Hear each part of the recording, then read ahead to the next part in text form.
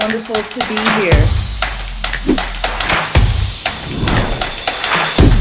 This is Vinney Chopra and also my good buddy, Beau.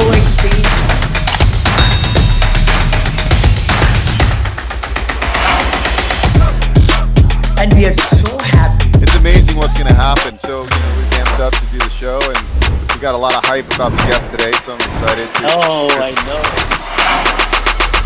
So excited to come live to you all.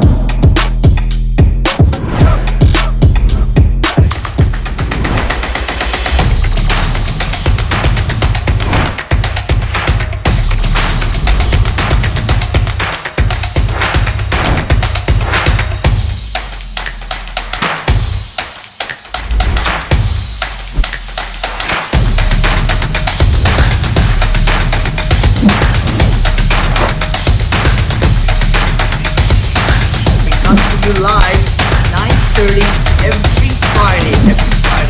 How to take your business to the next level.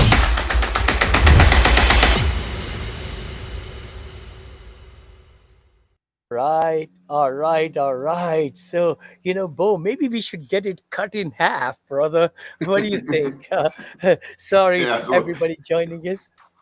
Thank you. This is Vinney and I Beau like the Show. intro.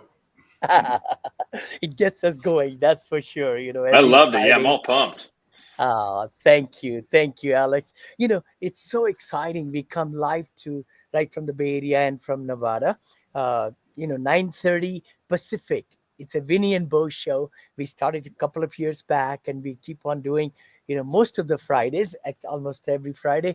The key thing is we bring great guests to all our audiences. Please let us know where you're from and the city you're from, and you could ask our guests questions. You can ask us questions. I'm a syndicator. I raise lots and lots of money, buy multifamily apartments, hotels, build senior assisted living, into Bitcoin mining right now, and a lot of great things. So Beau is into mortgages and just a tremendous, consultant in commercial mortgage and all. And today we have Alex Olson, who is a great guest. Beau is going to introduce. Alex, how are you, brother? Doing awesome, man. Love to be here. All right, guys. So Alex this is a great, because we haven't really spent a lot of time on the show to talk about 1031 exchanges. Alex helps facilitate the process. He's a commercial real estate broker and has helped people that are looking to transition their money from one asset into another asset by deferring taxes. So we're going to learn about the process of 1031 exchanges. You got X amount of days to identify, all that stuff. So I know a lot of people out there. I think Vinney actually is doing a 1031 exchange right now for his hotel. So he's frantically trying to close, and so we're going to talk about this today, and that's great. So Alex and his partner Logan Freeman, they have a real estate brokerage called their website is exchangecre.com. And they've really, I first found Logan. Logan does a great job on LinkedIn. He's everywhere. And Logan really, you guys are like true deal finders. You guys are like out there that they know everybody in their market. They're in Kansas and the Missouri markets. It's really where they're focusing their brokerage business. And to be a good 1031 agent, you got to be able to find deals quickly when people are looking, because people are stressed out, and we're going to dive deep. Alex is a multifamily agent in Kansas and Missouri that he actually works with buyers. That's amazing, because he understands the tribulations that buyers have, right? But also for buyers, Alex, as if we jump into this today, like, to be a good buyer, right? Like, you want to work with a good buyer that respects you. And there's certain buyers that you're like, probably you don't want to work with. And then certain buyers that you're willing to like jump through hoops for, because they're going to be a great client, and, they listen to you and they do the things. So welcome to the show. It's exciting to have you. So thanks for joining us. Yeah. Thanks for having me on. Sure, Alex. Can you give us a little bit background, if you don't mind? And you're in Kansas City. Can you give us quick, rundown how you got into real estate and this profession? Yeah, sure. 1,000-foot view. Basically, I actually fell in love with real estate when I built our dream home. Sounds a little bit weird, but I always had a passion for finance and personal finance. And when you're doing when you're building your dream home, you got to do construction loan, you got to work with contractors, you got to do all those different things. And then, oh, by the way, after we completed our dream house, we had a bunch of equity built in because we did such a good job of building that house. And so I took that money and took out a line of credit and invested in 4 or 5 properties across Kansas City. And then it was like, okay, well, shoot, I've been looking for a new job for 15 years in my personal finance background, and met a mentor actually cold calling, trying to buy this guy's property. He said, hey, look, I really like what you're doing. Let's meet up. So he kind of mentored me. He owned, I don't know, 50 houses in a little pocket. And he's like, go on and get your real estate license. And I said, okay, I don't want to deal at all with single family homes. He said, no, be a commercial broker. So I did. Actually, and then I met Logan Freeman. Logan recruited me over to the first brokerage I was at. And I would say that I'm really blessed to be in a market that's cash flowing here in Kansas City and has some good other attributes such as, low tenant great landlord friendly laws and low taxes, that it's been a great opportunity for me to grow as a real estate broker. And Logan had the same passion I did, which is helping buyers get into the real estate world or upgrade their real estate wealth transactions. And with that, then we decided that, hey, look, 1031s are always hot. And, oh, by the way, the buyers have a deadline, as you know, Vinny, that, they've got to go and complete within a certain amount of time frame. So that's how I got into this business. That's how Exchange CRE came about, was really focusing on the 1031 exchange buyers. And, that's kind of where we're at. So can you guys walk us through the process of a 1031? Is it, so I have let's just use Vinny as an example. I have a hotel. I just crushed it on. I'm going to sell it. There's a lot of equity that I created, and I don't want to pay tax on it right now. I want to defer the taxes. And so how many days, I got my property under contract that I'm selling, how many days do I have to identify a replacement property? How does this all work? So from the day you close your down leg, so in Vinny's example, his big hotel, awesome hotel, the day he closes that, he has 45 days to identify up to 3 properties. Correct. Once that 45-day window is over, you're paying taxes on all of your capital gains. So that's the first day rule. And even though you've identified those 3 properties or 1 property within that 45-day period, you still only have 6 months to close out any of those properties from the moment you close. So really, you're looking at 45 days is your first kind of window, but then you got to go back and really close that out within 6 months. And it seems like it's a long period of time, but as Vinny would probably tell you, sometimes you're like, oh, shoot, my first one dropped out, my second one dropped out, my third one, the seller's messing around. Now I'm kind of in a hole here to get this all closed out within 6 months. So it is a tighter timeline, but if you're familiar with it and you're working with good people, you can get it done. So where are your investors? So are you getting a lot of people that are calling you frantically from, let's say, California or wherever? They want to move their cash, their equity somewhere, and right now they're coming to places like Kansas City and so forth, right? I mean, are you seeing a lot of out-of-state investors 1031ing into your market now? Absolutely. So we have a lot of California investors, Denver, Seattle, Dallas, all coming into where I'm from here in Kansas City, and looking at cap rates, looking at cash flow, as Kansas City is a pretty good market for that compared to, of course, where, prior places we just mentioned. And they're selling, duplex, 5-plex, 12-plex, whatever it may be. Actually, we have a lot of people even recently here coming from Utah, where they're like, man, Utah market is crazy hot and can't cash flow.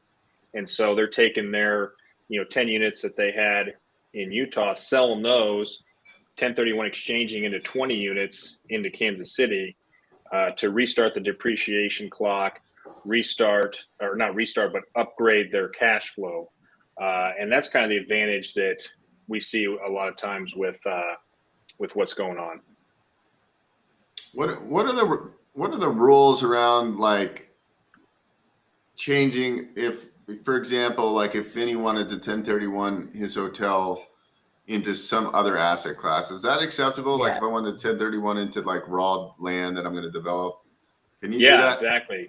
Yep. Yeah. So you can as Vinny knows, you can come in and out of any different asset class. So you could own farm ground actually, sell Yes. that farm ground and invest into apartments. You could sell Mhm. apartments, invest in anything you want. The other thing you can do is you can take your investment and it's come in and out of any state. So the 1031 exchange tax code, IRS tax code, is actually a federal Yeah. tax code, IRS code. So it has nothing to do with the state you live in. So that's another interesting thing. Vinny, are you coming in and out of different asset classes with your hotel? You think? The one that I'm doing right now, we are selling one in Texas, 1031, one hotel, and then buying three hotels out of that 7.5 million, kept, what's that, the 1031 money, my other partners. So you're right. Yeah, we are in Texas and Virginia and Tennessee. So Hmm. we are splitting, that one 1031 into three different hotels. So Vinny, That's what your we are equity doing. gain, your equity on that was 7.5 million after you sell, right? So, Yeah, so, right, so, so right. now, so then on a 1031 exchange, you need, I know there's something called boot, right? Like if you got to have enough, Correct. that you got Correct. to, so basically you need a bigger loan, and you got to, so Then, you're gonna take that 7 million, give or take, and you're gonna put 2 million, a little over 2 million on each of the new assets. And because correct, you're 1030, correct. you're going into 3 hotels now. Three hotels. So we are actually bought it for six, I think, 6.3 or something, and selling for 12. And then our equity was in there too. So that's why it's 7.5 as an example. And we are buying $45 million portfolio of three hotels. So we'll, you know, go way past, the Hmm. limit of the boot and everything. Yeah, yeah, yeah. I You mean, know, I look at 1031 exchanges as like, I mean, that is like, why wouldn't you 1031 exchange? There's like no reason yeah, not to, unless you're in like, in certain syndications, you can't 1031 exchange like the way they're yeah. structured. But for somebody that like this hotel where it's more of a, you have a couple partners, it's easier to transition. And then, that's a huge taxable consequence if you weren't in the 1031 exchange. So That's so true what you're saying, Bo. Can I interrupt? I mean, yeah, the sure. thing is, it has to come as a tick, for syndications like Hmm. I've been doing, 39 of them now. It's that when you syndicate a whole deal, it's hard to get 1031 money unless it's 500 or a million, million and a half, because they need to own a portion of the whole apartment complex or whole, portfolio, let's say, because it has to run itself right there, because they don't have a lien on the rest of the property, but they own ownership percentage wise whatever we talk about. So in this hotel deal we have like 7.5 our own 1031, another 1 million 1031 is coming, another 500 is coming, but we do 500 minimum, Alex, in our case. So we are able to see how much that will be owning the whole portfolio of three hotels, and the rest of whatever is left will be syndicating it. Oh, I just wanted to mention that. So syndication portion is only for the portion of the whole portfolio that is not taken away by the ticks. Oh, interesting.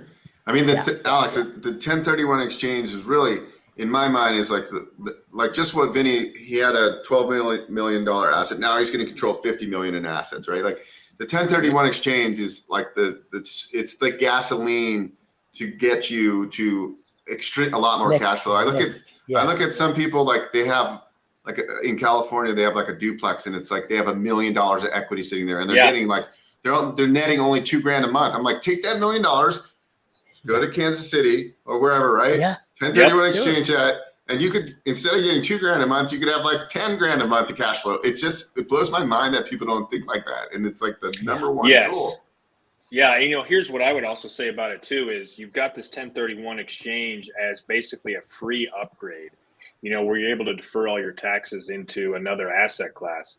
So one of the things that I would say is exactly like you're talking about. People get so caught up in, well, I don't want a 1031 exchange right now. Cap rates are compressed. I'm like, forget about the cap rates when you're doing a free exchange of money where you're able to take exactly like your example, Bo, is your $1 million duplex or whatever it is, that you can take all that money, all your equity, and buy something else. It's going to cash flow a heck of a lot better. Oh, and by the way, instead of owning 2 units, now you own 20 or whatever it is. Yeah, right, right. And your depreciation starts over, and your taxes aren't impacted, and you've got more cash flow and you've got more stability. So there's so many advantages of a 1031 exchange. It's not just about, oh, I can't find a replacement property. Well, that's what we do here, is help you find that replacement property. Our sweet spot is really $1 million to $10 million is what we help people get into. So they might have $1 million in equity or something like that, or maybe it's 3 million,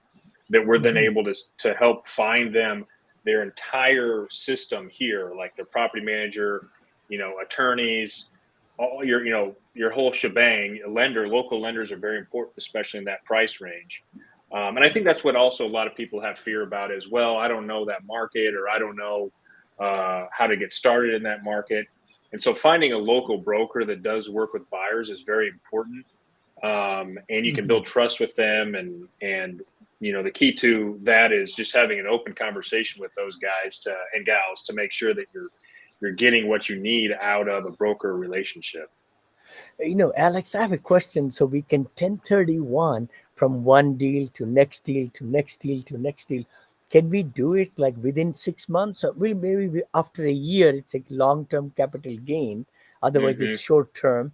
But then you could do it. And could somebody just never pay taxes? That's the question sometimes is asked by my students. If you die and it's 1031 and given to your heirs, and it steps up in its value, kind of explain that. Could you kind of explain? Yeah. So that's another great point, is especially as you get older in age, you're like, well, shoot, man, I've 1031 so many different times. I have no idea. My tax burden's got to be crazy if I die. Well, the thing is when you die, your tax burden on that is completely wiped out. You're back to the normal basis of all those depreciated assets and all the, over the years. So your heirs actually get, to start over on what tax basis they would start at. So that's another great advantage for, when your family, planning, I guess, so to speak, and you get older in age, or maybe, you've got a terminal illness or something bad going on, but you shouldn't. The good news is you don't really have to worry about burdening your family with additional taxes by 1031 exchanging if it dies with you. Correct. So that's great information. So ideally, if you're thinking about selling and 1031ing, really you should start the search before you get your property under contract. Like that's the best way, because I've run into people and they're so frantic. They're calling, hey, do you know I'm selling my property in California and we need the 1031 exchange. And they're calling every broker in town all over. Like, I'm looking at Texas, I'm looking at Florida. Like, they're looking everywhere. And I think it's just be proactive on the planning and start the search way in advance. And then as soon as that would make more sense. Because you can do a reverse 1031 exchange, I guess, right? Like, you could identify the property first, and then There's all these different ways to do it. I think, especially if it's your first one or your second one, I always like to keep everything as simple as possible. But you're absolutely right. The first thing you do is you say, hey, look, I might sell this property. Either as I start getting offers on it, definitely want to start thinking about what kind of property I want and need and equity I have, where am I going to upgrade. You start that process early. Once you get your property under contract, then you're even in a more serious stage of, I need to identify at least the market I'm going to be in, or markets. And then once you're past due diligence, in my opinion, what we teach our clients is, once you're past due diligence, your money's hard, or their money's hard, the buyer's money's hard on your property. Now you can go start putting in letters of intent on these other properties. And, you can kind of, I wouldn't say slow play it, but you can work the system a little bit and really kind of get comfortable in when your property is going to close. We've done a lot of deals exactly like that, where a client comes and, hey, look, I'm going to sell this property soon. Okay, great. Let's start doing some soft letters of intent, start feeling out the market for you. Okay, now you're past due diligence. Okay, let's see if we can maybe get this under contract here soon, depending on when it closes. Okay, now we're very confident it's going to close. Everybody loves, the down leg, the property they're selling. So now we can actually get you under contract or dang close by the time your property closes, and therefore have a very high likelihood that your number one property choice is going to be past due diligence before your even 45-day window is up. And if you get that far, you're well ahead of the game, and you probably have a great property that you're going to 1031 exchange into to, upgrade your wealth. And that's the ideal kind of situation. That's Alex, cool. can I ask you some questions I've been asked before? How about if I want to buy a gas station or a truck stop, right? It's a business. Can I buy just the business, not the real estate with 1031? No, you cannot. You have to buy Yeah. to buy the actual real estate. You cannot buy, Yes. a business. That's why you talk about the syndication deal, right? In that you're kind of Yeah. more investing in a business or whatever. Yeah. Whereas you have to own the real estate. Now, is probably what you're alluding to. There are some, mineral rights play Yeah. Okay. within, if you're looking at oil, natural gas, it's really you're buying land though, but there's mineral rights involved with that. You can exchange into that if you're buying the actual real estate. So you have to go in and out of real estate. You can't go out of a REIT or into a REIT. It's got to be actual real estate owner through whatever your business you had. If it was in your personal name, you actually have to exchange into your personal name. If it was in your business name, you have to exchange back into that business name. And there's all sorts of things that your qualified intermediary that you're going to have can help you with. Which is another key important point, is having a good qualified intermediary. Anybody can be a qualified intermediary. A qualified intermediary holds your funds when you close, so you don't touch them. So if you have to set up a 1031 exchange before you close. If you've already closed on your property you're selling, game over. You're paying taxes on that. But I highly recommend having a really experienced 1031 exchange qualified intermediary.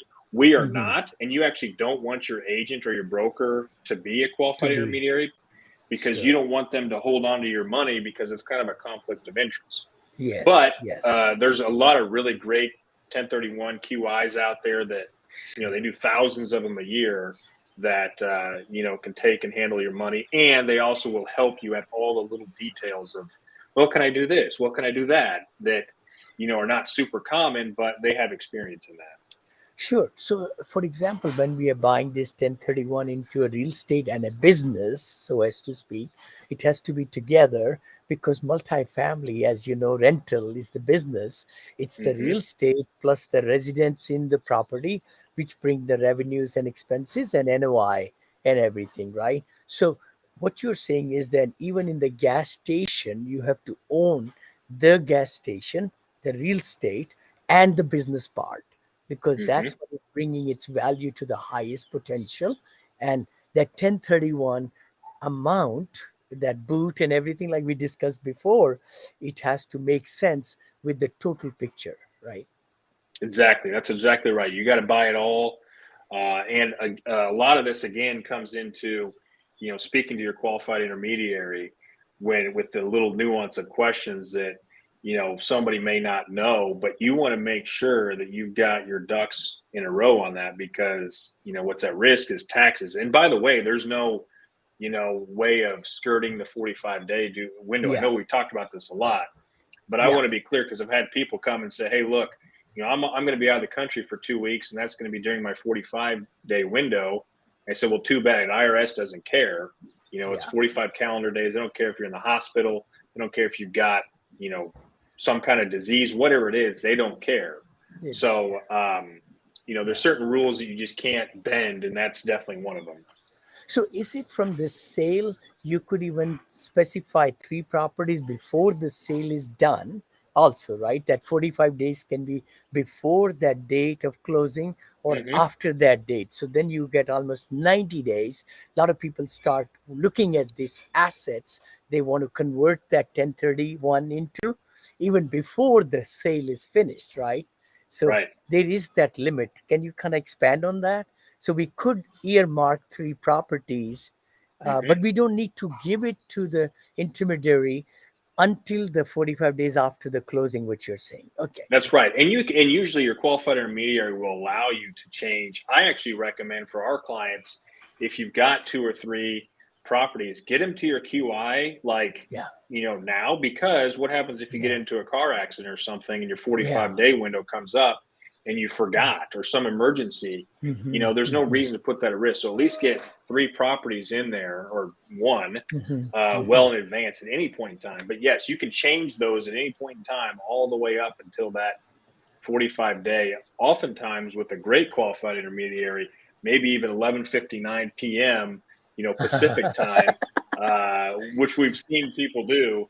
And Yeah. as Or long as Hawaii they're okay time, with it, yeah, 11:59 Hawaii time. That's 3 hours even further this way. yeah, exactly. So make sure you've got a QI that you've got and understand the hard and fast rules of when he or she's gonna allow you to make those decisions. You've given so many great nuggets, Alex. That's so great having and hanging out with us today. Any pitfalls can you tell our people watching? Or this will be a podcast also, by the way. This is Vinney and Beau Show you're watching and you're listening to. And we do a podcast also out of this show, Splice and Dice. And it's live also right now, going through YouTube, LinkedIn, Facebook, different pages all over. So, no, thanks for coming. Yeah, yeah. Yeah, no Any problem. Yeah, pitfalls? Yeah. yeah. You asked about pitfalls. I think some of the Mm. pitfalls is when you first start out and you're doing this is you're looking really, really hard for that unicorn, that home run. I want to buy, maximize every single thing I can. And what I always say with the 1031 exchange, you don't need to hit a grand slam. You don't Mhm. need to hit a home run. Go out there, find a really nice single, a really nice double, get some, keep getting more points on the board. You're not going to win your life with a 1031 exchange, but you can add value with, to your Mhm. life. So that's the biggest pitfall is people, get so hung up on finding that perfect deal. 45 days come around, they're upset. They didn't find anything. Oops, now I'm just so upset about it. I don't even care. I'm just going to pay taxes. And I've actually Yeah. had not really my clients do that, but kind of prior pseudo clients say those kind of things because they didn't really have people pushing them enough to just Mhm. make that commitment. So that's the biggest pitfall is, you can go in there, even if it's not your favorite property, buy that property to avoid those capital gains, defer them, and you can Mhm. exchange out of that into something else. So Yeah. at no point should you really even have to, pay those gains. You can defer it by buying something that's not your favorite, Yeah. but you can, start the process over again. I know it's stressful, but Yeah. depends on how much money it means to you, I guess, or at least Yeah. paying the government money is really what it's about. So Totally. that's the biggest Totally. pitfall.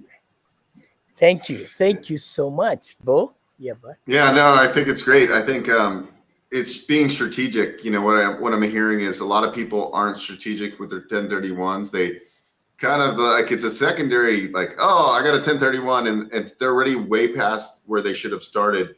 So I think Mhm. 1031 exchange planning is like the big piece of this to make the best financial decision you can and not be in such a rush. And I don't know why people put themselves in those positions. I grant they get a great deal and they have to sell, and I get it. But I think if you reach out to the right brokers, they're going to give you good guidance. You're going to get started sooner rather than later. Identify the properties and make a much better investing decision. Alex, where's the best place for people to follow you? yeah. Yeah, follow me on LinkedIn. Alex Olson, A Olson. I'm Mhm. all over the place. You'll see my face. I don't post content nearly as well and as much as Logan Freeman does. But most of my content's all about multifamily in Kansas City and a lot about 1031 exchanges. So hit me up there. Of course, my website, exchangecre.com. And you can email me at alex@exchangecre.com. Excellent. Excellent. Thank you so much, Alex, for spending time with us. And thank you, everybody, listening and watching us. And please reach out to me, Vinny Chopra at vinnychopra.com, or Bo Eckstein, my brother right there, boeckstein.com. We look forward to seeing you next week. Oh, actually, next week, Bo, you'll be doing the show, brother, because I'll be in the airplane on Friday. So Brother Beau will be here. And thank you again for watching, and take care. See you guys.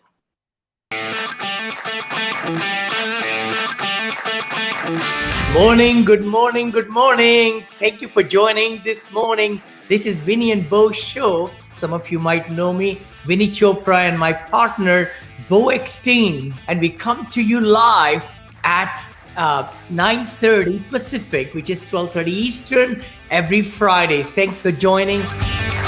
And I think, Vinny, honestly, we at some point we're going to start a affordable housing multifamily division underneath Monale Investments. I'll run the division. We'll have a nonprofit component, and we'll help. Wow. We could probably help this in a big way, really. I would love that. I would love that. Yeah. It's been an exciting week. I hope it's been for you also. Beau, you have some questions, but yeah. Oh yeah, I got a lot of questions. How are you, brother? Good to see you, Vinny. Good to see you, Beau. Oh, thank you. We are so privileged to have you. Hey, Vinny, real quick. Yeah, bud. All right, I'll bet you sushi that you don't know what does SAS stand for? Hi there, everybody joining us, watching us. We are live in 7 channels actually today, in the YouTube, in LinkedIn, in Facebook groups and Facebook. Thanks again for liking the show. Please give comments, share, and we are here for a very big show